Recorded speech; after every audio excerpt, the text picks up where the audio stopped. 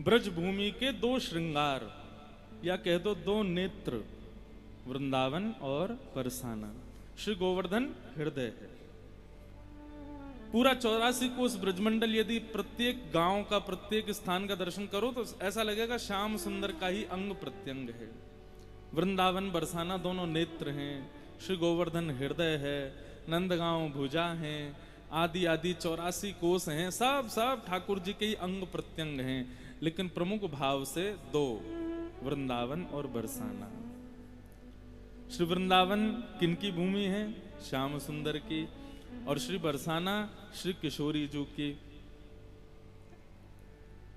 अब एक बात बहुत ध्यान से सुनना, मैं और सोनू साईं दोनों प्रेम करते हैं एक दूसरे से। प्रेम करने वाला चाहे तन से चाहे मन से, वो कहां रहता है? जहां उसका प्रेमी रहता है। बात है कि नहीं? दो लोग यदि प्रेम करते हैं, अलग अलग स्थान में रहते हैं, तो भले ही तन से मैं अपने घर में रहूं, लेकिन मन से मैं वहीं रहूंगा जहां मेरा प्रेमी निवास करता है। हाँ? बात सुनो पहले, पूरी बात सुनो, नहीं भूल जाऊंगा मैं। तो मन से मैं कहां रहूंगा? जहां मेरा प्रेमी। और कोई बहुत ही बड़ा आशिक होगा तो तन से भी वहीं रहेगा, उसी गली में बैठा रहेगा, उसी के बगल वाली दुकान पे बैठा रहेगा। कभी तो निकलेगी, कभी तो दिखेगी, कभी तो आएगी सामने। इतने बड़े वाले आशिक तो हम लोग नहीं रहे अब। तो अब क्या है कि हम तन से कहीं भी रहते हैं, लेकिन व्हाट्सएप वीडियो कॉलिंग से प्रेमी के पास हैं, या मन से प्रेमी के पास हैं तो वहीं जहां हमारा प्रेमी है। कभी कभी ऐसा लगता है कि श्रीधाम वृंदावन श्याम सुंदर की नगरी, लेकिन विराजती श्री किशोरी जी, श्री राधा रानी विराजती हैं वृंदावन में। मंदिर में देखने जाओगे तो बिहारी जी ही दिखेंगे, मंदिर में देखने जाओगे तो श्री राधा वल्लभ जी दिखेंगे, मंदिर में देखने जाओगे राधा रमण जी दिखेंगे। मंदिर में तो वही दिखेंगे, लेकिन यत्र तत्र सर्वत्र वृंदावन में तो श्री किशोरी जी, यहां की हवा किशोरी जी के रूप में ही बहती है। यहां पर होने वाली कृपा, यहां पर होने वाली अनुकंपा, ये सब श्री किशोरी जी का भाव है। तो वृंदावन श्याम सुंदर की नगरी, लेकिन विराजती श्री किशोरी जी हैं। और बरसाना श्री किशोरी जी की भूमि, लेकिन विराजते वहां श्याम सुंदर हैं। वहां पर ठाकुर जी की कृपा है। और इस बात का प्रमाण बताएं, वृंदावन में अनंत राक्षस आए, लेकिन कभी कंस नहीं आया। कंस नहीं आया वृंदावन। श्रीमद् भागवत यदि आप देखेंगे तो पूतना आई, अरुष्टासुर आया, केसी आया, धेनुकासुर आया, ना जाने कितने राक्षस, कालिया नाग तक आया, लेकिन कभी कंस स्वयं नहीं आया। क्यों नहीं आया? उसके पीछे हमारे रसिकाचार्य कथा बताते हैं कि कंस जैसे ही वृंदावन आ रहा था, तो वृंदावन तो तब तक नहीं आ सकते जब तक किशोरी जी की कृपा ना हो जाए। किशोरी जी भी बड़ी कृपालु हैं, बोले उनके प्रेमी को भी वही देख सकता है जिस पर किशोरी जी की कृपा हो। हम यदि बिहारी जी को नयन भर के देख रहे हैं, निहार रहे हैं, इसमें भी किशोरी जी की कृपा। उनकी कृपा ना हो तो हम बिहारी जी को देख ही नहीं पाएंगे, और देखेंगे भी तो भीड़ में पिछे रहेंगे। यहाँ से किसी की कोहनी, वहां से किसी की कोहनी, और दुनिया भर के भावों की वजह से बिहारी जी से बाहर ही आ जाएंगे, उनका दर्शन ही नहीं कर पाएंगे। लोग वृंदावन आते हैं, बिहारी जी का दर्शन करते हैं, बाहर आते हैं, पूछो कैसे बिहारी जी? बड़े सुंदर थे। कैसे थे? बोले ये याद नहीं आ रहा कैसे थे, क्योंकि किशोरी जी की कृपा नहीं हुई। कृपा हो जाए तो आप जहां जाओगे वहां भी स्मृति में रहेगा, बिहारी जी ऐसे थे। तो वृंदावन सब आए, लेकिन कंस नहीं आया। उसके पीछे कारण क्या है? किशोरी जी की कृपा नहीं थी, आज्ञा नहीं थी कंस को। और कंस वृंदावन आया। एक बार कंस नहीं मन बनाया कि सारे राक्षस जाते हैं, सब लोग मर के आते हैं या फिर हार के आते हैं, अब की बार मैं ही जाके देखूं। जैसे ही वृंदावन में प्रवेश करने लगा कंस, किशोरी जी से आज्ञा मिली नहीं थी, वृंदावन में प्रवेश करते ही कंस एक गोपी के रूप में परिणत हो गया। यहां तो महादेव नहीं बचे तो कंस कहां से बचेगा? साक्षात देवादिदेव महादेव भी जब वृंदावन आते हैं तो गोपी बन जाते हैं। अब या तो इसमें लोग कहते हैं कि शंकर जी ने गोपी का रूप धारण किया। रूप धारण करना नहीं पड़ता, वृंदावन का अनुग्रह हो जाए तो गोपी का रूप अपने आप आ जाता है। गोपी का मतलब कोई स्त्री नहीं है बंधुओं। जैसे मुझे दर्शन बहुत अच्छा लगता है ठाकुर जी का, लेकिन कथा सुनने को मत कहो, क्यों? कथा सुनने में मेरे को रुचि नहीं है। किसी को कथा सुनना बहुत अच्छा लगता है लेकिन दर्शन में उसकी रुचि नहीं है। लेकिन गोपी कौन? जो दर्शन भी करे, श्रवण भी करे, नृत्य भी करे, गायन भी करे, परिक्रमा भी करे, नतमस्तक प्रणाम भी करे, अपनी प्रत्येक इंद्रिय से कृष्ण को पाने के जो प्रयास करती रहे, वो गोपी है। और वृंदावन आकर के ये कृपा तो होती है। वहां तो लगता है ना कि नैनों से भी देख लें, थोड़ा कानों से भी सुन लें, थोड़ा नासिका से भी। अभी एकादशी है ना, अभी कब, परसों है एकादशी से फूल बंगला शुरू हो जाएंगे बिहारी जी में, उसके बाद से शुरू हो जाएंगे कि अभी शुरू हो गए, हाँ एकादशी से हो जाएंगे। उसके बाद तो नासिका को सुगंधी 2 किलोमीटर दूर से ही आने लग जाएगी बिहारी जी में सुगंधी। प्रत्येक इंद्रिय ठाकुर जी को पाने के लिए उत्सुक हो जाए, वही तो गोपी है। तो जिस धाम में आकर के स्वयं देवादिदेव महादेव गोपी बन गए, वहां कंस बचेगा। कंस आया और जैसे ही वृंदावन में प्रवेश किया एक गोपी बन गया। आया तो था अपने पूरे राक्षसत्व में, लेकिन वृंदावन आते ही गोपी बन गया। उसने अपने हाथ देखे तो कंगन आ गए, पैरों में पाजेब आ गई, नीचे लहंगा फरिया सब आ गए, ऊपर चुनरी आ गई, कानों में कुंडल आ गए। अब तो कंस भागा डोले इधर से उधर, और इतनी कुरूपणी गोपी बना कि उसको कोई देखना नहीं चाहता।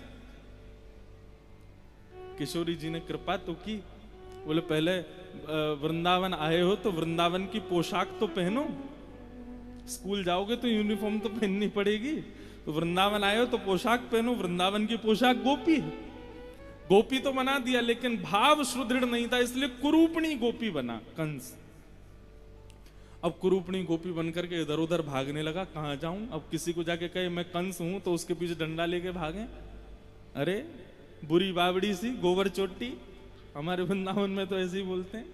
कहां से आ गई ये पता नहीं। और कंस की स्थिति ये हो गई कि महाराज दौड़ा दौड़ा दौड़ा इधर से उधर भागे, कैसे बचूं, ये रूप मेरा कैसे ठीक हो? ऐसे रूप में मैं वापस मथुरा नहीं जा सकता। एकांत एक वन में जाकर के कंस ने अपने गुरुदेव नारद जी का याद स्मरण किया। हे नारद जी, हे गुरुदेव पधारो। नारद जी महाराज पधारे।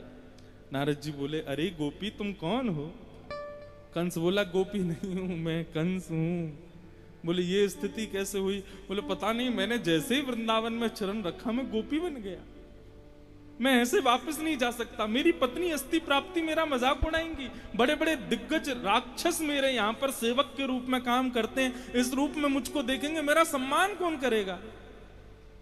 मुझे कैसे भी इस रूप से बचाओ। नारद जी बोले तू राक्षसों को भेज भेज करके उनको मरा हुआ जान करके तेरे को ये बुद्धि नहीं आई कि तुझे नहीं आना चाहिए था वृंदावन? तूने इतने बड़े बड़े राक्षस भेजे, सबकी क्या गति हो गई वृंदावन आके, फिर भी तू माना नहीं, आ गया। अरे ये वृंदावन है, ये पृथ्वी का कोई कोना नहीं है, ये पृथ्वी का कोई अंग नहीं है, ये श्री किशोरी जी की साक्षात राजधानी है। यहां उनकी कृपा के प्रवेश नहीं होता। कंस तू क्यों नहीं समझता इस बात को? भागवत में वर्णन है कंस वध भी भगवान ने मथुरा जाके किया। कंस आया ही नहीं वृंदावन। कंस ने कहा अब तो मुझे इस रूप से बचाओ। बोले अब तो एक ही कृपा हो सकती है, श्री किशोरी जी अनुग्रह कर दें तो ही तुम इस रूप से बच सकते हो। वैसे क्या दिक्कत है, कंस ऐसे ही रहो, राधे राधे जपो। बोले अरे महाराज लीला करने दो हमको। नारद जी महाराज कंस की बात मान करके श्री किशोरी जी के पास गए और किशोरी जी से जाके बोले हे श्यामा जी, वृंदावन में गोपी प्रेम की भिक्षा मांगते हैं लोग, लेकिन ये कुपात्र कंस प्रवेश करके गोपी बन तो गया, लेकिन ये गोपी योग्य नहीं है। किशोरी जी बोली वृंदावन सबको योग्य बनाता है नारद, अब से कंस भी योग्य है, उसको कहो श्री कृष्ण राधा बस यही मुख से गाता रहे, वृंदावन की गलियों में बीथियों में विचरण करता रहे, यही उसका कर्म है। नारद जी बोले आपकी बात सब सही है किशोरी जी, श्यामाजू, लेकिन आगे लीला ठाकुर जी की तब तक नहीं होगी जब तक कंस राक्षस रूप में नहीं आएगा। भगवान मथुरा कैसे जाएंगे, कंस को कैसे मारेंगे? इसलिए कृष्ण लीला प्रतिपादित हो उसके लिए आप कृपा करके कंस को पुनः राक्षसी बना दो। किशोरी जी बोली वृंदावन या तो गोपी प्रेम की भिक्षा देता नहीं है, और एक बार यदि दे देता है तो वापस लेता नहीं है। लेकिन यदि आप चाहते हैं कि कृष्ण लीला में हम बाधक ना बने, कंस को पुनः कंस ही बना दें, तो कंस को एक सेवा दे रहे हैं। वो सेवा कंस यदि भाव से करेगा तो पुनः राक्षस बन जाएगा। बोले क्या करना है?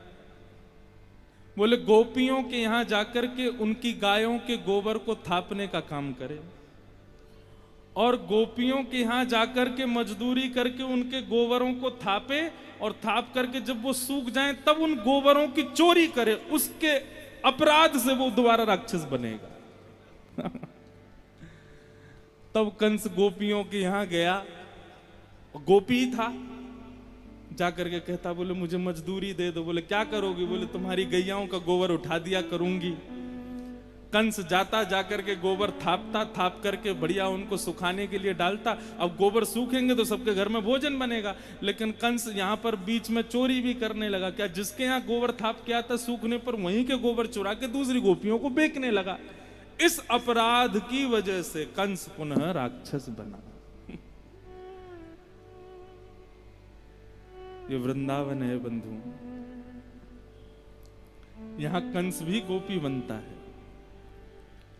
चाहे कैसा भी व्यक्ति वृंदावन पधारे, ऐसा हो ही नहीं सकता कि मुख से श्री राधा नाम ना बोले।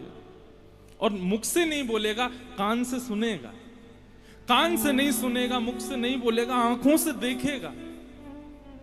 वृंदावन पंच रसों से हमारे भीतर प्रवेश करता है। रूप, शब्द, स्पर्श और गंध, सबसे वृंदावन का प्रवेश हमारे भीतर होता है। यहां बच ही नहीं सकता आदमी। नहीं सुने कथा, नहीं गावे कीर्तन, नहीं करे दर्शन, तो हवा से बचेगा क्या? यहां की हवा भी बिहारी जी को छू के आती है। कैसे बचोगे? वृंदावन। हमारे रसिकाचार्य गाते हैं एक सुंदर पद,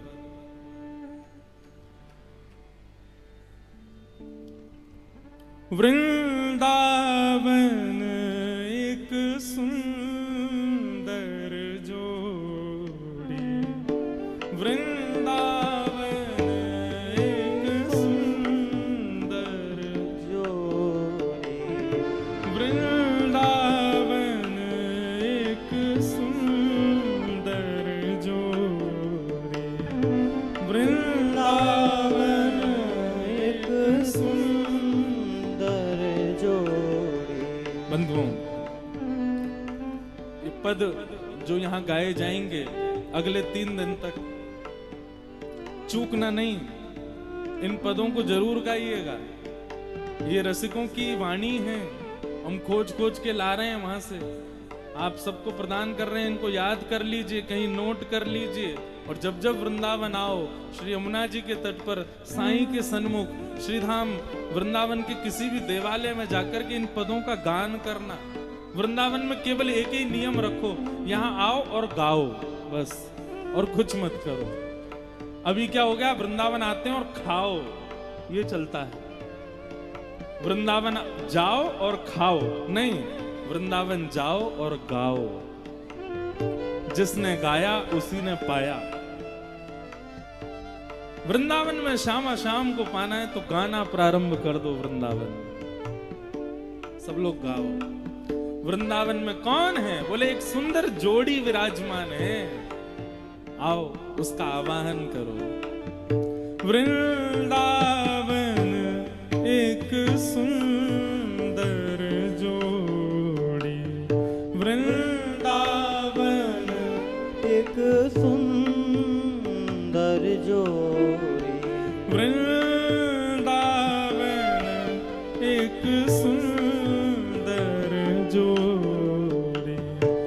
वृंदावन एक सुंदर जोड़ी, खेलत जहाँ तहाँ वंशीवट, खेलत जहाँ तहाँ वंशीवट, खेलत जहाँ तहाँ वंशीवट, खेलत जहाँ तहाँ वंशीवट, नंद नंदन वृषभानु किशोरी, नंद नंदन वृषभान किशोरी, वृंदावन एक सुंदर जोड़ी, वृंदावन एक सुंदर जोड़ी, भुवन चतुर्दश की सुंदरता, भुवन चतुर्दश की सुंदरता, भुवन चतुर्दश की सुंदरता, भुवन चतुर्दश की सुंदरता, सुंदर श्याम राधिका गोरी, सुंदर श्याम राधिका गोरी। नारद भक्ति सूत्र में श्री नारद जी महाराज कहते हैं प्रेम क्या है, बहुत ध्यान से सुनना। नारद जी महाराज कहते हैं प्रेम क्या है, बोले जिसका वर्णन ना हो सके वो प्रेम। यदि सामने वाला व्यक्ति कहे कि प्रेम ये है, प्रेम ये है, प्रेम ये है, प्रेम ऐसा है, प्रेम वैसा है, तो समझ जाना ये सब कुछ है, प्रेम नहीं है, क्योंकि ये वर्णन कर रहा है। और उसके वर्णन को सुनकर के आप समझ जाओ अच्छा ऐसा है, तो भी समझना ये प्रेम नहीं है, क्योंकि प्रेम ना तो वर्णन का विषय है, प्रेम ना ही श्रवण का विषय है, प्रेम ना ही समझने का विषय है, प्रेम अनुभव का विषय है। और जिसका अनुभव होता है ना उसका वर्णन नहीं हो सकता। और यदि कोई वर्णन करने का प्रयास भी करे तो वो केवल और केवल जबरदस्ती कर रहा है, कर नहीं पाएगा। वृंदावन वर्णन का विषय नहीं है, हम जबरदस्ती ही कर रहे हैं। यहां पर कैसी सुंदरता वृंदावन की बताई जा रही है, बोले 14 भुवन चतुर्दश की सुंदरता। 14 भुवन हैं, 7 लोक भीतर और 7 लोक ऊपर। इन सब की सुंदरता वृंदावन के एक कण में विद्यमान है। लेकिन हम लोग तो देखते हैं इतना तो सुंदर कहीं दिखता नहीं वृंदावन, दिखता है क्योंकि हमको अप्रकट वृंदावन दिख रहा है, हमको प्रकट वृंदावन दिख रहा है। अप्रकट वृंदावन हमने देखा ही नहीं है, उसका दर्शन हमको हो ही नहीं रहा है। हाँ, अप्रकट वृंदावन का प्रवेश द्वार मैंने देखा है, श्री वृंदावन का तटीय स्थान। वहां जाकर के ऐसा लगता है कि वृंदावन का प्रवेश द्वार है ये, अंदर तो अभी हमको प्रवेश मिला ही नहीं है। श्री भट्ट जी महाराज अपने भाव में कहते हैं भुवन चतुर्दश की सुंदरता, सुंदर श्याम राधिका गोरी। श्री भट्ट जय श्री भट्ट देख लो वरनो, जय श्री भट्ट देख लो वर का रसना एक नहीं लख कोरी, रसना एक नहीं लख कोरी। वृंदावन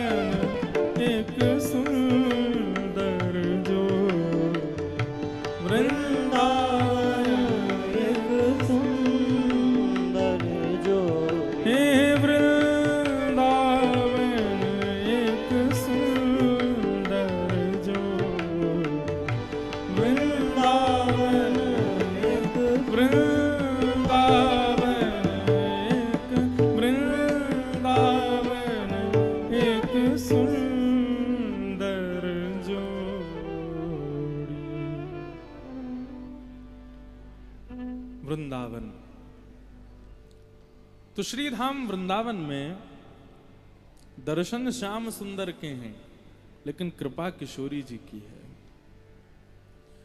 अब लोग तो बरसाने में भी यही मानते हैं, लेकिन मुझे ऐसा लगता है वृंदावन बरसाने में भी उल्टा है, वहां दर्शन किशोरी जी के, कृपा श्याम सुंदर की। हमारे परिचित से आप मिलने जाओगे तो मैं आपको अपने प्रेमी का पहले ही भाव बता दूंगा। उसके सामने जाओ तो ज्यादा बोलना नहीं, उसके सामने जाओ तो ऐसी चर्चा करना नहीं, उसके सामने जाओ तो ये मत बोल देना। क्यों? मेरा प्रेमी है, मैं जानता हूं ना वो कैसा है। वृंदावन जब आप आते हैं तो किशोरी जी अनुग्रह करती हैं कि ठाकुर जी के सामने ऐसे जाओ, ऐसे रहो, ऐसे विराजो, ऐसे करो। ऐसे करोगे तो उनको भाएगा नहीं। और यदि कोई अपराध हमसे बन जाता है तो फिर किशोरी जी कृपा करती, उसको सुदृढ़ करती हैं। ऐसे ही बरसाने में है। तो वृंदावन की अधिष्ठात्री, दर्शन श्याम सुंदर के अधिष्ठात्री किशोरी जी। कंस पर कृपा हुई तब वो कंस पुनः राक्षस बना, नहीं तो गोपी बन गया था। हो ना हो किशोरी जी की यदि कृपा नहीं होती तो गोपी गीत गाने वालों में कंस भी होता क्योंकि गोपी तो था ही वो।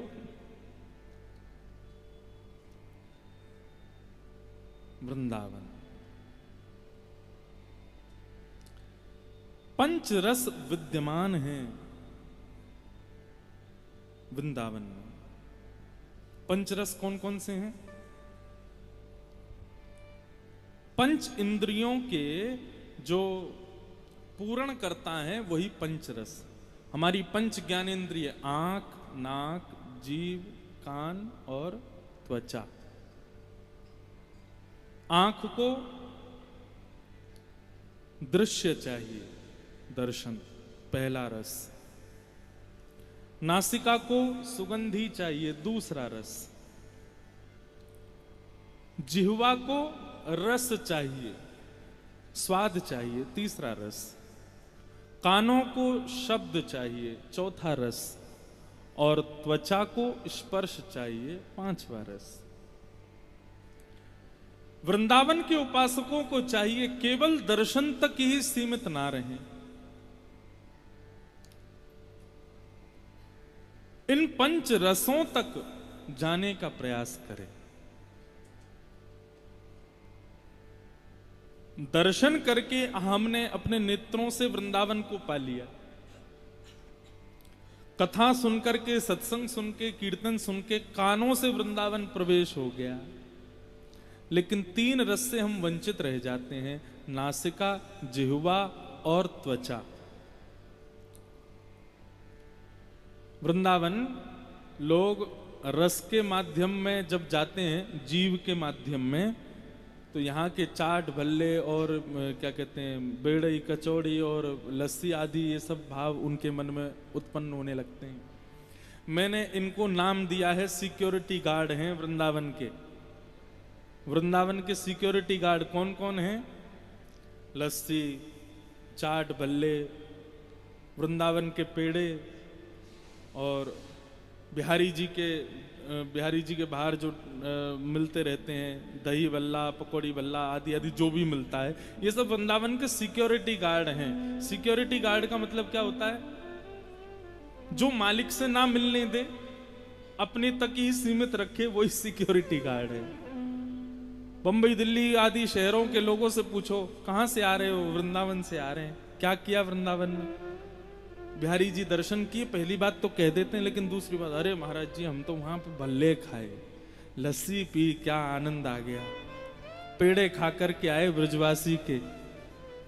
जब ये तीन बात व्यक्ति हमारे सामने बोलता है ना, वृंदावन में ये तीन काम करके आए, लस्सी पी के आए, बल्ले खा के आए, पेड़े खा के आए, तो हमारे मन में आता, मैंने कि बेटा सिक्योरिटी गार्ड ने रोक लिया, भीतर नहीं जाने दिया।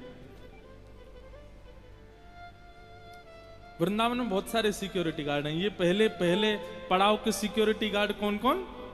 ये सब खाने के पदार्थ जो लोगों को पसंद आते हैं वृंदावन में। वृंदावन के दूसरे सिक्योरिटी गार्ड बंदर। हमारे ठाकुर को दो नेत्रों से देखिए, चार नेत्र क्यों लगा के आया? इसलिए बाहर के नेत्र को खींच ही ले जाते हैं। हमारे ठाकुर जी ने 2 वास्तविक नेत्र दिए हैं, उन्हीं से ही उनका दर्शन करो। उसके अलावा ये जो तुम 2 एक्स्ट्रा चढ़ा के आए हो इनको हमको दे दो। लेकिन हम इतने भोगी, इतने सांसारिक लोग की फ्रूटी का प्रलोभन देके वो भी ले लेते। कई लोग सिक्योरिटी गार्डों को भी रुपया दे देते हैं ना, 500-600 मिलवा दे। तो ऐसे ही हम बंदरों को सामग्री देके वो सामग्री भी ले लेते हैं। वृंदावन के तीसरे सिक्योरिटी गार्ड यहाँ के संत महापुरुष, यहाँ के समस्त चर्चागण आदि ये सब ये पहले ही सतर्क कर देते हैं, भाई वृंदावन ऐसी स्थिति में ला देगा, सोच समझ के कदम रखना भीतर। रसखान को बहुत सावधान किया गया था, फिर भी नहीं माना। क्या स्थिति हुई रसखान की? रसखान के विषय में बताते हैं कि वृंदावन के लोग कंठी माला, 3 निष्ठाएं वृंदावन वासी के अंदर होनी चाहिए। पहली तुलसी निष्ठा, दूसरी एकादशी निष्ठा और तीसरी यमुना निष्ठा। हमारे वृंदावन में ये 3 निष्ठाएं प्रमुख हैं। तुलसी निष्ठा, लेकिन कई बार हमारे वृंदावन के लोग एकादशी में नहीं कर पाते, लेकिन फिर भी करनी चाहिए। एकादशी, तुलसी और श्री यमुना, इन 2 में निष्ठा ब्रजवास के बड़े प्रगाढ़ नियम हैं, ब्रज के बड़े अद्भुत नियम हैं। एक चौथी निष्ठा और है, रज में निष्ठा, वृंदावन के रज के प्रति निष्ठा। आपने रज की सेवा की, यमुना की सेवा की, तुलसी की सेवा की, एकादशी की सेवा की, तो ये चारों एक प्रकार से हमारा प्रमोशन करती हैं और आगे बढ़ाने के लिए भक्ति भाव में। मैं जो जो भाव आ रहे हैं बोलता जा रहा हूं, अगर ये इकट्ठे करने कहीं ना कहीं लिखते जाओ आप लोग, जो भी मन में भाव आ रहे, ये प्रमोशन करते हैं हमारे ठाकुर जी की सेवा में। तुलसी, तुलसी, यमुना, एकादशी और रज, ये 4 सेवा। वृंदावन जब भी आओ सबसे पहले रज को प्रणाम, वृंदावन आके दूसरा प्रणाम श्री यमुना जी को, वृंदावन आके तीसरा प्रणाम श्री तुलसी जी को, और वृंदावन आने की तिथि यदि एकादशी हो जाए तो निश्चित एकादशी को। ये 4 निष्ठाएं यदि वृंदावन में सुदृढ़ हो जाएं तो ये प्रमोशन कराती हैं व्यक्ति का और आगे ठाकुर जी की ओर। तो श्री रसखान जी जो थे वे, बाकी सब तो एक एक कंठी माला पहन के घूमते थे तुलसी की, लेकिन श्री रसखान जी तो अपने हाथों पर भी, बाजूबंदों पर भी, गले में भी, कमर पे भी, जहां उनको अंग मिलता था वहीं तुलसी बांध लेते थे। खूब सारी तुलसी की माला पहन करके चलते थे, बड़े बड़े मोटे मोटे मालाएं गले में धारण करके रसखान घूमते थे। एक रसिक ने पूछा, रसखान, एक तुलसी की माला कल्याण करने के लिए बहुत है, तुम इतनी सारी तुलसी मालाएं क्यों पहनते हो? जहां तुमको माला दिखती है तुम धारण कर लेते हो। रसखान जी का उत्तर बड़ा अद्भुत। बोले, महाराज, काष्ठ का एक स्वभाव होता है कि वो जल में तैरता है, वो डूबता नहीं है। और यदि कोई डूब रहा हो, ऐसे व्यक्ति के पास में यदि काष्ठ आ जाए, लकड़ी आ जाए और हम लोग उसको पकड़ लें तो शायद उसके भाव से हम भी डूबने से बच जाएंगे। तुलसी काष्ठ नहीं है, लेकिन स्वरूप काष्ठ का है। तो ये बात इस बात का द्योतक है कि संसार रूपी भवसागर में जितने लोग डूब रहे हैं, यदि कंठी गले में है तो ये एक प्रकार से हमारी लाइफ जैकेट है, हम डूबने से बचे रहेंगे। लेकिन महाराज, उस काष्ठ पर काष्ठ से ज्यादा वजन की वस्तु रख दी जाए तो वो काष्ठ भी डूब जाता है। मैं रसखान हूं, आप सब लोग तो एक शुद्ध परिवार में जन्मे हैं, एक उच्च कुल में आप सबका जन्म हुआ, आप लोगों के लिए एक तुलसी की माला बहुत है। लेकिन मैं तो एक ऐसे खानदान में जन्मा हूं जहां पर भक्ष भक्ष खाया जाता है, मदिरा सुरापान की जाती है, शायद मेरा वजन पापों का एक तुलसी की माला उसमें मेरी रक्षा ना कर पाए, इसलिए मैं तो अंग प्रत्यंगों में पहन के घूमता हूं ताकि भव सागर में डूबने से बचा रहूं। तो ये रसखान की स्थिति हुई वृंदावन आकर के। संत जन तो पहले ही आप लोगों को सिक्योर कर देते हैं कि भैया भीतर मत प्रवेश करो, वृंदावन साधारण नहीं है। एक बार यदि आपने प्रवेश कर लिया और वृंदावन ने कहीं आप पर कृपा कर दी, वे संसार के हो नहीं पाओगे।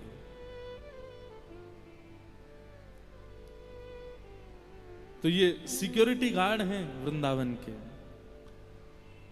कितने सिक्योरिटी गार्ड हो गए? पहले तो यहाँ के भोजन पदार्थ, दूसरे यहाँ के बंदर, तीसरे यहाँ के संत, और चौथे सिक्योरिटी गार्ड श्याम सुंदर और किशोरी जी के अष्ट सखियां और अष्ट सखा। एक प्रकार से ये भी कह लो कि ये सब एग्जामिनेशन क्रॉस करने हैं। पहला रस का क्रॉस करना है, दूसरा भाव का क्रॉस करना है, तीसरा संत जनों के सेवा का क्रॉस करना है, फिर आपका अंतिम एग्जामिनेशन जो होगा वो होगा अष्ट सखियों के द्वारा। वो पात्रता देखेंगी पहले है कि नहीं। मैंने पहले भी जब साईं के चरणों में सेवा हो रही थी तो एक बार कुंज, निकुंज और निभृत निकुंज, इन तीन पर चर्चा की थी, मुझे याद है। कुंज का दर्शन जो अभी हम लोगों को हो रहा है, ये वृंदावन कुंज है। निकुंज का दर्शन जो वृंदावन में वास करने वाले, निरंतर माला धारण करके, निरंतर श्री राधा भाव में रहने वाले, निरंतर श्री श्यामा श्याम के प्रेम में ओतप्रोत स्वामी श्री हरिदास जी महाराज हों, श्री हृदयवंश महाप्रभु हों, गोपाल भट्ट गोस्वामी हों, या आज के परिप्रेक्ष्य में दिखने वाले जो हमको संत जन हैं, ये लोग निकुंज का दर्शन करते हैं। हम कुंज का कर रहे हैं। कुंज, निकुंज, और जब किशोरी जी की भी नहीं, जब सहचरियों की कृपा हो जाती है, अष्ट सखियों की कृपा हो जाती है, अष्ट सखाओं की कृपा हो जाती है, तब निभृत निकुंज का दर्शन होता है। निभृत निकुंज में कोई नहीं दिखाई देगा। ये जो पद भी गाया, वृंदावन एक सुंदर जोरी, खेलत जहां तहां वंशी वट नंद नंदन वृषभानु किशोरी। केवल ये दो ही दर्शन होंगे।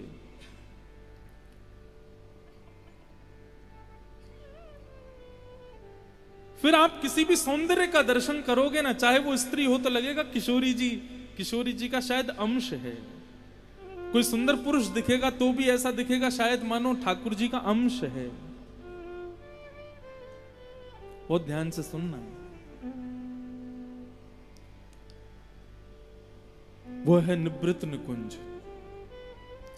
वहां पर केवल श्यामा श्याम और किशोरी जी का ही दर्शन है, इसके अलावा कोई नहीं दिखेगा।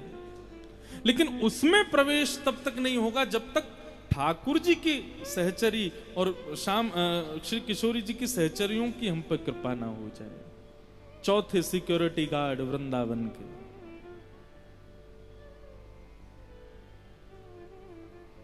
एक बार श्यामा श्याम दोनों निभृत निकुंज में लीला कर रहे थे, तभी श्री उद्धव जी महाराज आ गए।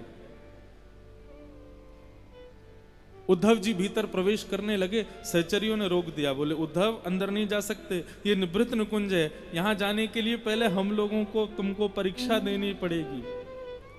उद्धव बोले तुम जानती हो मैं कौन हूं? वृष्णीनाम प्रवरो मंत्री कृष्णस्य दयित सखा शिष्यो बृहस्पतिर साक्षात उद्धवो बुद्धि सत्तम।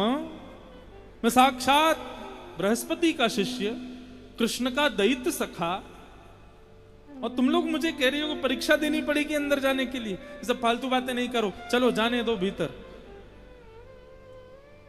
सहचरियां बोली उद्धव हम तुमसे हाथ जोड़ के प्रार्थना कर रही हैं, यदि अपना मंगल चाहते हो तो अंदर भीतर प्रवेश मत करना।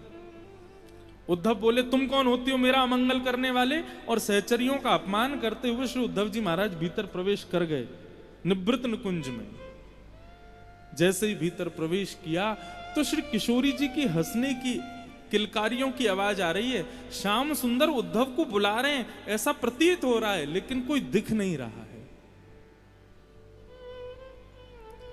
उद्धव जी बोले, कन्हैया, श्याम सुंदर, आप कहाँ हैं? आपकी आवाज तो आ रही है, आप मुझे बुला तो रहे हैं, लेकिन मुझे दिख क्यों नहीं रहे?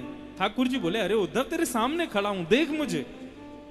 उद्धव जी बोले, मैं देख तो रहा हूं, यहां सुंदर पुष्प दिख रहे हैं, बगीचे दिख रहे हैं, यमुना जी दिख रही हैं, सघन कुंज दिख रहे हैं, आप नहीं दिख रहे। उद्धव जी खोजने लगे, लेकिन श्याम सुंदर जब नहीं मिले, उद्धव जी रुदन करने लगे, विलाप करने लगे, हे श्याम सुंदर, आप कहां हो? तब ठाकुर जी ने कहा, उद्धव, कहीं तुमने ललिता, विशाखा आदि सहचरियों का अपमान तो नहीं किया? बोले, अपमान नहीं, लेकिन हाँ, भीतर आने से पहले उनकी आज्ञा नहीं मानी। बोले, इसीलिए हमारा दर्शन नहीं हो रहा है। तुम वृंदावन आ तो गए हो, सघन कुंज में भीतर प्रवेश तो कर गए हो, तुमको यमुना जी दिख रही हैं, कुंज दिख रहे हैं, लता पत्र पल गुल्म सब दिख रहे हैं, लेकिन हम नहीं दिख रहे, क्योंकि सहचरियों की अभी कृपा नहीं हुई। उद्धव जी महाराज रोते रोते ललिता, विशाखा आदि सहचरियों के पास गए, बोले, कृपा करो, मुझे कैसे दिखेंगे श्यामा श्याम? बोले, उद्धव, वृंदावन में एक बहुत बड़ा अपराध है, बहुत ध्यान से सुनिएगा बंधु। वृंदावन में भगवत अपराध हो जाए, क्षमा मिल जाएगी। वृंदावन में प्रसाद अपराध हो जाए, क्षमा मिल जाएगी। वृंदावन में किसी भी प्रकार के ठाकुर जी की सेवा का अपराध बन जाए, क्षमा मिल जाएगी। लेकिन वृंदावन में भक्त अपराध हो जाए, कभी क्षमा नहीं मिलेगी। और यदि इससे मुक्त होना चाहते हो उद्धव, तो तुमको कलयुग में भगवत रस का गुणगान करना पड़ेगा। और सहचरियों की कृपा से वही उद्धव जी श्री कलयुग में सूरदास बन के प्रकट हुए। नेत्र नहीं थे, क्योंकि सहचरियों का अपमान किया था ना, इसलिए दिखाई नहीं दिया, नेत्रहीन हुए सूरदास। लेकिन ऐसे ऐसे गुण गाए, ऐसे ऐसे भाव गाए ठाकुर जी की लीलाओं के, भले ही बाह्य दृष्टि नहीं दिखी, लेकिन अपने अंतःकरण में, अपने अंतस्थ में ही श्यामा श्याम का मंगल दर्शन किया सूरदास जी। सहचरियां सखियां कोई और नहीं है बंधुओं, कृष्ण प्रेम में ओतप्रोत, कृष्ण प्रेम में उन्मुक्त जो वृंदावन के जो संत महापुरुष हैं, वृंदावन के ब्रजवासी हैं, यही सब सखा सहचरियां हैं। इनकी आज्ञा के बिना ठाकुर जी दर्शन नहीं देंगे। मैं कहता हूं अपनी कथाओं में कि वृंदावन आने पर यहां के ब्रजवासियों की अल्हड़पने की भाषा सुनकर के कई लोगों के हृदय को क्षोभ हो जाता है। कई लोग आते हैं, आकर के कहते हैं, महाराज जी हम वहां गए थे बिहारी जी, मैंने किया, अरे इतना गंदा व्यवहार हमारे साथ में किया, और ऐसे कोहनी मार दी, हमको ऐसे धक्का दिया। बोले, कहाँ ते आए हो, तू कौन है, तेरो क्या काम है यहाँ पे, तुम सबरे आ करके वृंदावन में भीड़ कर रहे हो, ऐसे हम पे चिल्ला के बोले, महाराज जी ऐसे बोलना चाहिए। मैं शांत हो जाता हूँ। लेकिन यदि वो अब सुन रहे हो तो कह दूं, वृंदावन के ब्रजवासियों की ऐसी वाणी ही प्रसाद है। अरे ये वृंदावन है, यहाँ पर जगत नियंता जगदाधार को भी गारी दे के बोलते हैं ब्रजवासी, और हम चाहते हैं कि हमारा सम्मान हो यहाँ पर, हम चाहते हैं कि हमको यहाँ पर पूछा जाए, हमको विशिष्ट माना जाए यहाँ पर। वृंदावन की कृपा यही है कि यहां आने वाले प्रत्येक मानव को, अब वही एक पद याद आ जाता है ना, कौन पावे या को पार, प्रेम नदिया की सदा उल्टी बहे धार। कौन पावे या को पार, प्रेम नदिया की सदा उल्टी बहे धार।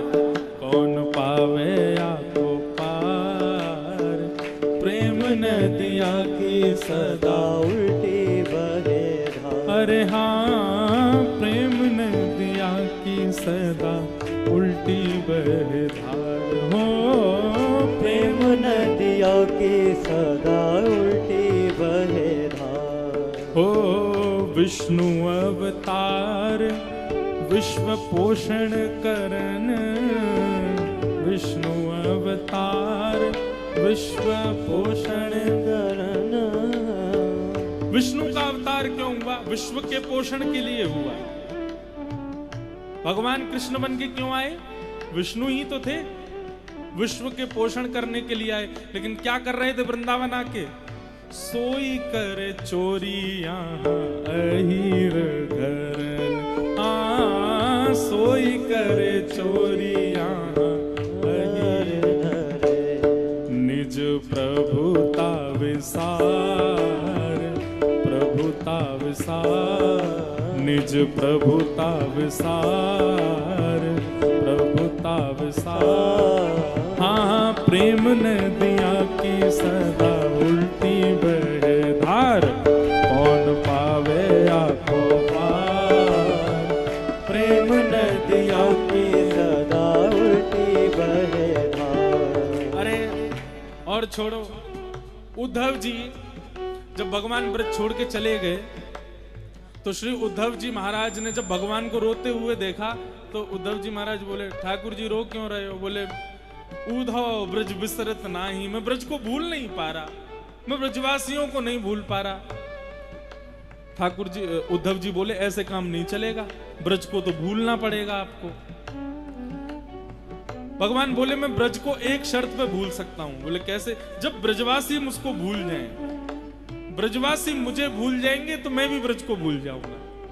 उद्धव जी बोले, रुको अभी जाता हूं मैं, ऐसा पाठ पढ़ा करके आऊंगा ब्रजवासियों को भूल जाएंगे आपको।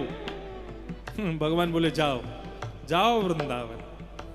उद्धव जी महाराज वृंदावन आए और वृंदावन आकर के कहने लगे, हे गोपियों, तुम जिनको अपना प्रियतम मानती हो, जिनको अपना सर्वस्व मानती हो, जिनको प्रियतम प्रियतम कह करके पुकारती हो, वो तुम्हारे प्रियतम नहीं है। बोले कौन है? बोले खम्बाई अग्निम सलिलम महिम च, निर्गुण निराकार ब्रह्म है वो हवा की तरह है, वो पानी की तरह है, वो आकाश की तरह है, वो ये है, वो ये है। गोपियां सब ऐसे बैठने लगी। बोले कौन है वो? बोले निर्गुण है। तब सूरदास जी एक पद गाते हैं।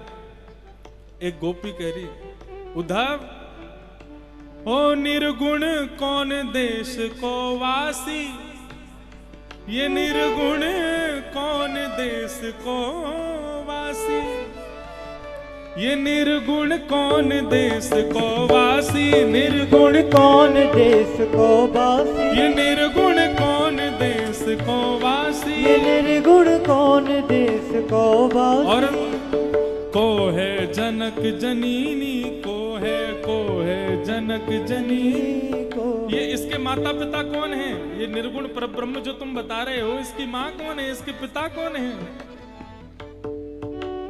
कौन नारी को दासी, हाँ हाँ कौन नारी को दासी, निर्गुण कौन देश को वासी, निर्गुण कौन देश को वासी, निर्गुण कौन देश को वासी, निर्गुण कौन देश को वासी। गोपियां कहने लगी, भैया ये निर्गुण कौन से देश का रहने वाला है? इसके माता पिता कौन? ये इसका जन्म कैसे हुआ? उद्धव जी बोले, वो किसी देश में नहीं रहता, उसके कोई माता नहीं, उसके कोई पिता नहीं, वो सबको जन्म देता है लेकिन उसका जन्म कहीं से नहीं होता। एक गोपी गई, नीम की एक बढ़िया डंडी लेके आई। बोले कौन है? नंद बाबा। ये नंद बाबा कौन है? यशोदा मैया कौन है? और हम सब ब्रजवासी कौन हैं? वहां निर्गुण के हम ही माता पिता और हम ब्रजवासी ही वाक्य प्रेमी, हमने जायो है या निर्गुण को। और तू के वाक्य कोई माता पिता नहीं, वो निर्गुण निराकार परब्रह्म है। आगे से उद्धव कहीं भी निर्गुण परब्रह्म का तू वाचन करे और कोई पूछे कि निर्गुण के माँ कौन, तो कहियो निर्गुण की माता यशोदा मैया, निर्गुण के पिता हमारे नंद बाबा, और निर्गुण को जन्म भयो या वृंदावन में। आयो बड़ो निर्गुण को बखान करवे वारो, महाराज ऊधो सूधो है चलो सुन गोपिन के बोल, ज्ञान बजाई डुमडुमी प्रेम बजायो ढोल। प्रेम नदिया की सदा उल्टी बहे धार, ओ प्रेम नदिया की सदा उल्टी बहे धार। अरे कौन पावे आको पार, प्रेम नदिया की सदा उल्टी बहे धार, कौन पावे आको पार। प्रेम नदिया की सदा उल्टी बहे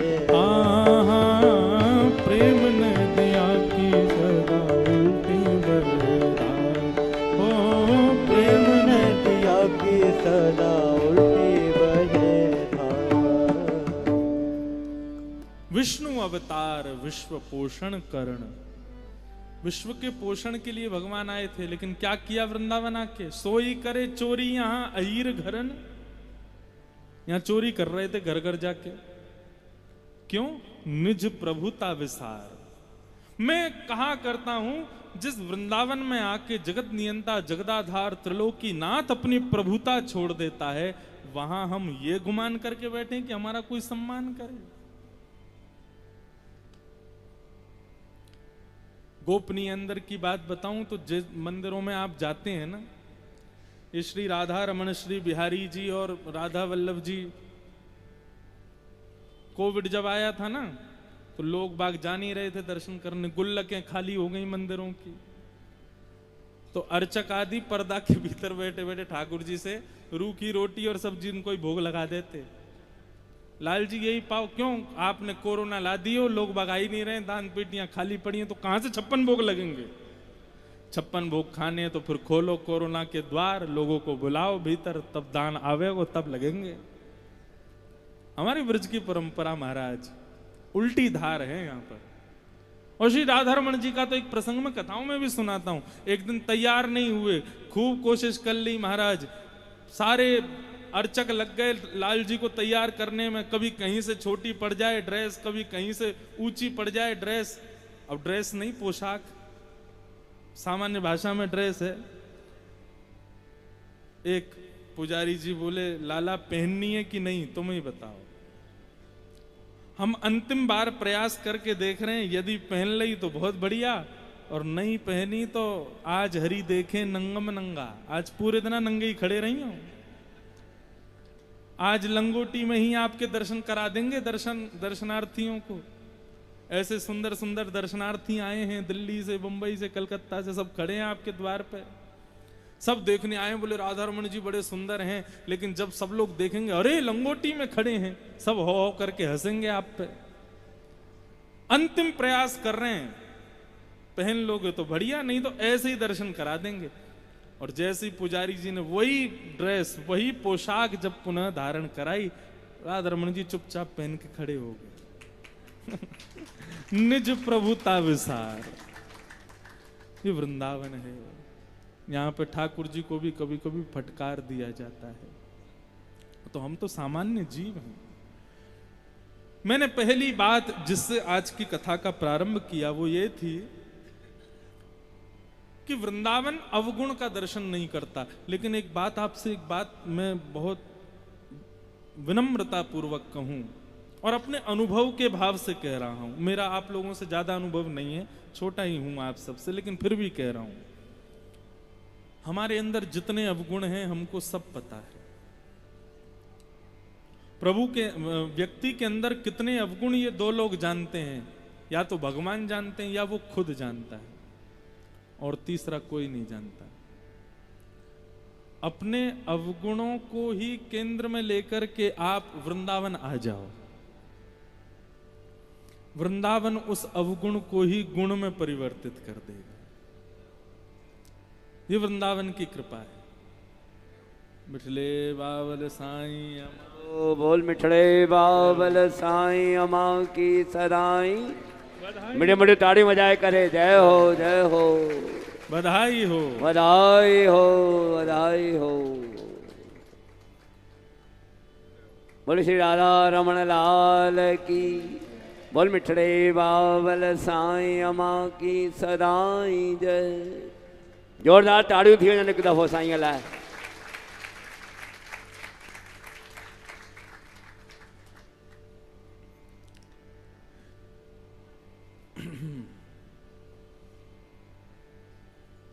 तो मैं क्या निवेदन कर रहा था कि अपने अवगुण को ही लेके आओ, वृंदावन उसी का गुण बना देगा। और एक बात कहें, वृंदावन में आने के बाद भी यदि हमारे अवगुण गुण नहीं बने तो हम वृंदावन आए ही नहीं है।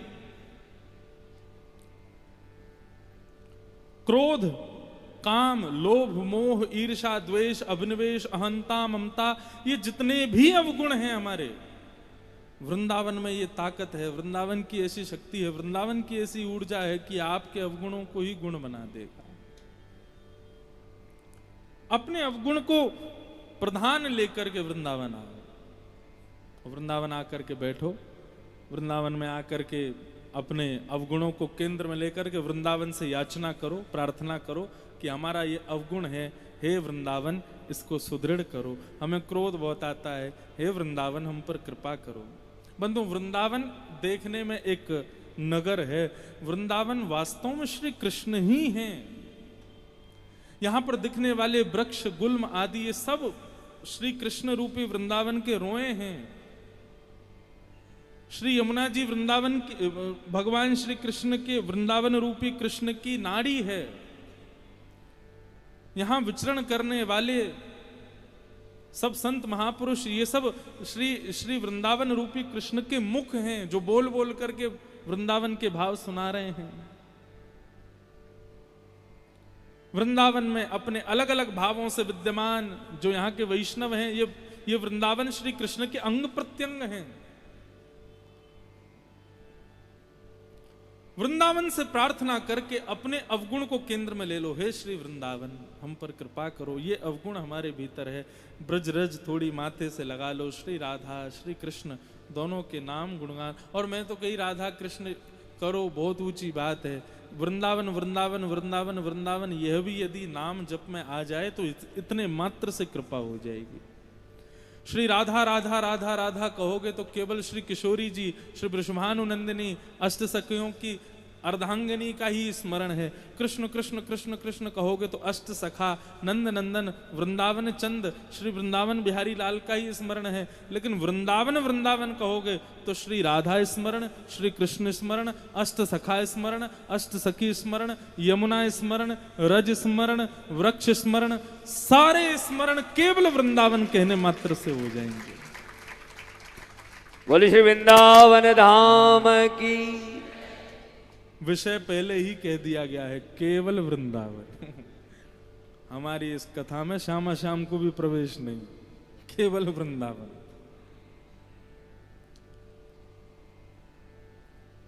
वृंदावन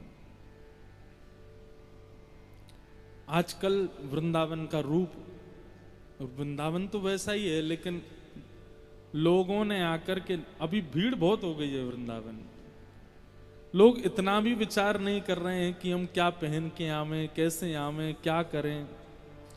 केवल फोटो खिंचाने, वीडियो बनाने और केवल ऊधम मचाने के लिए वृंदावन आ रहे हो। सब कंस हैं, ये सब कंस हैं। और जैसी कृपा किशोरी जी ने कंस पे गिरी ना, देखो वृंदावन तो कोई अवगुण देखेगा नहीं, वृंदावन तो सबको स्वीकार करेगा। लेकिन जैसे कंस को किया वैसे ही करेगा। ये हो ना हो, आने वाले समय में ये सब गोबर थापने वाले बनेंगे। वृंदावन सबसे गोबर थपवाएगा। देखो वृंदावन का दंड भी कितना प्यारा। और कोई दंड दे तो डंडा से मारेगा, हाथ ऊपर करके खड़े कर देगा। और बाकी ऐसा बताते हैं, वो हम लोग वैष्णो देवी एक बार दर्शन करने गए, तो जब पैदल चढ़ते हैं ना वैष्णो देवी, तो कभी पता नहीं कौन सा महीना होता, उसमें ना बड़े छोटे छोटे जीव वहां पर, बड़े रात्रि में दिन में नीचे पड़े रहते हैं। लोग बाग चढ़ जाते हैं, उन पर छोटे छोटे कीड़े होते हैं, पता नहीं वो कब कौन से महीने में होते हैं। मैंने कहा भाई इतने कीड़े क्यों? तो पता नहीं कोई वहां का खच्चर घोड़ा चलाने वाला, वो बोला महाराज जी ये पता है कौन है? बोले वैष्णो देवी आने के बाद भी जो लोग पाप करते हैं वो यहाँ कीड़े ऐसे बन जाते हैं। मैंने कहा अच्छा। ऐसे हम जगह जगह जाते हैं तो वहाँ के कोई ना कोई अपराध का भाव पता चलता है कि वहाँ पर किए गए अपराध का परिणाम ये होता है। कोई कीड़ा बन जाता है, कोई मच्छर बन जाता है, कोई कुछ बन जाता है। वृंदावन का अपराध, वृंदावन में किए गए अपराध में भी मिलेगा दंड। क्या बोले? अगला जन्म मिलेगा गोबर थापने का। वह भी सौभाग्य, कम से कम वृंदावन तो मिलेगा।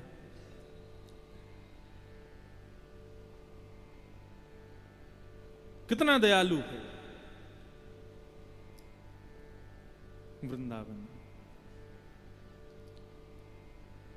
श्री हरिराम व्यास जी का एक पद है, उस पद को गा करके हम लोग आज के विषय को विराम देंगे। और कल से हमारा समय 11 बजे का है। कल से हम 11 बजे सुबह आ जाएंगे और श्री वृंदावन को ही केंद्र में लेकर के श्री श्यामा श्याम की अद्भुत निभृत निकुंज लीलाओं का यहाँ पर वाचन करेंगे। अच्छा, एक बात और कह दें, कल और परसों 2 दिन जो लीलाएं हम सुनावें, उन लीलाओं को अपने तक ही सीमित रखना, सबसे मत कहना, क्योंकि संसार के लोग अनधिकारी हैं इन लीलाओं के लिए। उनका अधिकार नहीं है उन लीलाओं को श्रवण करने का। और यदि किसी के सामने कहोगे भी तो समझ में भी उसी को ही आएगी जो अधिकारी होगा, जिसको वृंदावन ने अधिकार दिया होगा। तो ऐसे वृंदावन की उस रस चर्चा को हम लोग कल से सुनेंगे 11 बजे से, और जब तक साईं की आज्ञा होगी तब तक। आओ उसी वृंदावन को श्री व्यास जी के रूप में, भाव में हम लोग प्रणाम कर लें। बिहाग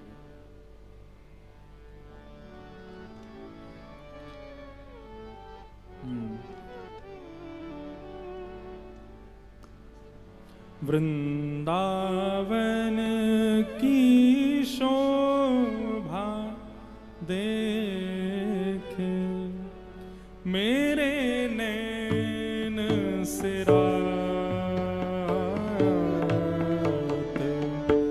वृंदावन की शोभा देखे मेरे नैन से रात,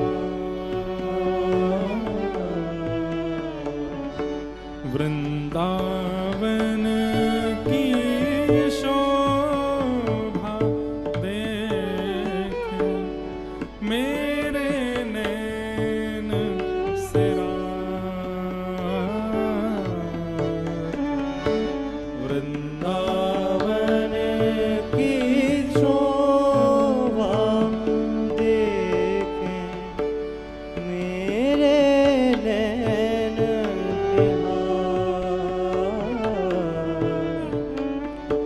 कुंज निकुंज पुंज सुख बरसत, कुंज निकुंज पुंज सुख बरसत, कुंज निकुंज पुंज सुख बरसत, कुंज निकुंज कुंजन से बरसत, हर सत सबको गात मेरे वृंदावन की शोभा देखे, वृंदावन की शोभा देखे मेरे नैन से राधा मोहन के निज मंदिर,